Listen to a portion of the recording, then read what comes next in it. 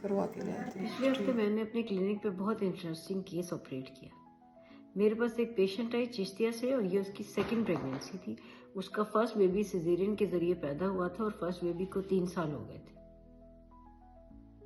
जब वो पेशेंट मेरे पास आई तो उसको पेट में दर्द था और उसका जब हमने अल्ट्रासाउंड किया तो मुझे पता चला कि वो उसका स्कार एक्टोपिक है।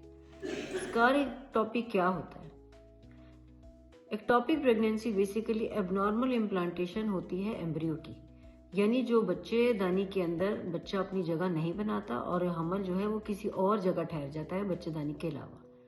जैसे कि ट्यूबों के अंदर उस बच्चा जो है हमल वहां जाके उसकी ग्रोथ स्टार्ट हो जाती है, या अंडेदानियों के अंदर या पेट में कहीं भी। तो ये इस दफा जो पेशेंट की प्रेगनेंसी थी वो उसके प्रीवियस ऑपरेशन वाली जगह बच्चेदानी के अंदर प्रीवियस ऑपरेशन वाली जगह के अंदर उस बच्चे की बेबी की ग्रोथ स्टार्ट हुई थी और उसको कहते हैं स्कार एक्टोपिक। ये जो स्कार एक्टोपिक है इसका इंसिडेंस ओनली 1% है, यानी 2000 से 2500 अगर पेशेंट प्रेग्नेंट हैं और उनके पहले ऑपरेशन हो चुके हैं तो उनमें स्कार एक्टोपिक होने का सिर्फ 1% रिस्क है। इंसिडेंस इतना लो है इसका। और इसकी रीजन क्या है? एक तो इसकी बहुत इंपॉर्टेंट रीजन है नंबर ऑफ सिजेरियन। जितने पेशेंट के सिजेरियन बढ़ते चले जाएंगे, सिजेरियन के जरिए बेबी डिलीवर होगा, उतना ही उसमें स्कार एक्टोपिक होने का रिस्क बढ़ जाएगा। और दूसरी जो इम्पोर्टेंट वजह है वो ये है कि जो पिछला उसका सिजेरियन था उसमें पुअर हीलिंग हुई। उसका स्कार थिन आउट था, उसका जो पिछला ऑपरेशन वाली जगह थी वो बहुत ज्यादा पतली रह गई और उसके अंदर जो है जुड़ने की जो सलाहियत थी वो उतनी अच्छी नहीं हुई क्योंकि वहां इन्फ्लेमेटरी प्रोसेस चलता रहा।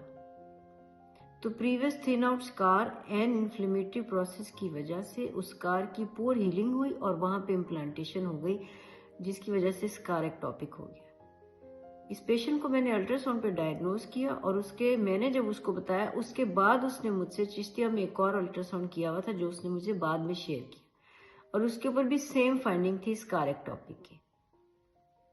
फिर उस पेशेंट को उसकी मदर और उसकी सिस्टर उसके साथ थी। उनको हमने डिस्कस किया, काउंसल किया और हमने उसका लेप्रोटमी प्लान की। स्कार एक्टोपिक के जो ट्रीटमेंट है वो मेडिकल भी है और सर्जिकल ऑप्शन भी है।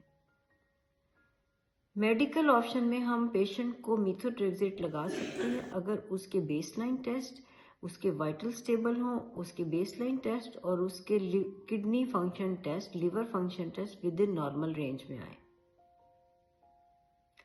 वेजिनल प्रोसीजर में हम हिस्टेरोस्कोपिक गाइडेड सक्शन एवैक्यूएशन भी कर सकते हैं, यानी कैमरे के जरिए हम बच्चेदानी का मुआयना करें और हम देखें जहां वो इम्प्लांटेशन हुई स्कार एक्टोपिक की उसको हम वैक्यूम के जरिए सक आउट कर लें, जिसको हम हिस्टेरोस्कोपिक गाइडेड सक्शन एवैक्यूएशन कहते हैं। इस पेशेंट की आप अल्ट्रासाउंड गाइडेड डीएनसी भी कर सकते हैं। डोमिनल प्रोसीजर में लेप्रोस्कोपिक गाइडेड रिमूवल और लेप्रोटमी दोनों आते हैं। हमने इस पेशेंट की लेप्रोटमी प्लान की और हमने इसको सर्जिकली लेप्रोटमी ओपन करके रिमूव किया। मैं आपके साथ इसकी वीडियो शेयर करती हूँ। इसकी वीडियो इतनी ब्यूटीफुली कैप्चर हुई है। मैंने स्कार को थिन आउट करके रिमूव किया और आप इसमें देखें सैक और जो अमनियोटिक फ्लूइड है वो बहुत अच्छा नजर आ रहा है। और इस वीडियो को कैप्चर करने में जो डॉक्टर उस्मान हमारे एनेस्थेटिस्ट हैं उनका बहुत रोल है। और मैं इतनी एंशियस थी कि ये क्या डॉक्टर उस्मान ये नजर आ रहा है, थिन आउट होता नजर आ रहा है। ये बहुत ब्यूटीफुली हमने उसको रिमूव किया है। आप इस वीडियो को देखिए और एंजॉय कीजिए।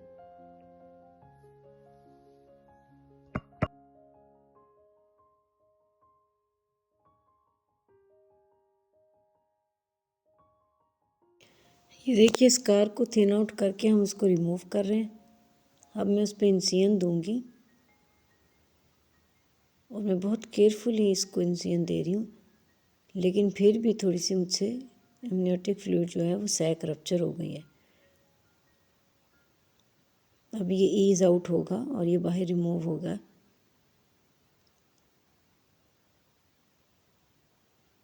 ये इतना ब्यूटीफुली पिक्चराइज किया है, इसको इतना अच्छा कैप्चर किया उस्मान ने। ये देखें ये सैक और इसका फ्लूइड जो है ना एमनियोटिक फ्लूइड वो आपको नज़र आया है। अब मैं इसको ईज़ आउट कर रही हूँ। अब ये स्क्वीज़ आउट करूँगी और ये बाहर आ जाएगा पूरे का पूरा। ये देखिए कितना ब्यूटीफुली हमने इसको रिमूव किया पूरे को।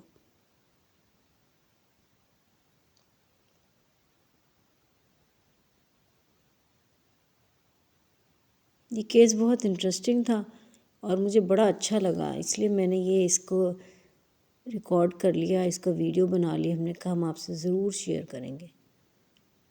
ये पूरी सैक, ये देखें कितना आसानी से ये ईज़ आउट हो रही है स्कार एरिया के अंदर से। अगर आपको मेरी वीडियो अच्छी लगी है तो मेरे चैनल को लाइक और सब्सक्राइब कर दीजिए, बेल आइकन बटन दबाना नहीं भूलिएगा। हम फिर मिलेंगे एक और नई वीडियो के साथ। अल्लाह हाफिज़।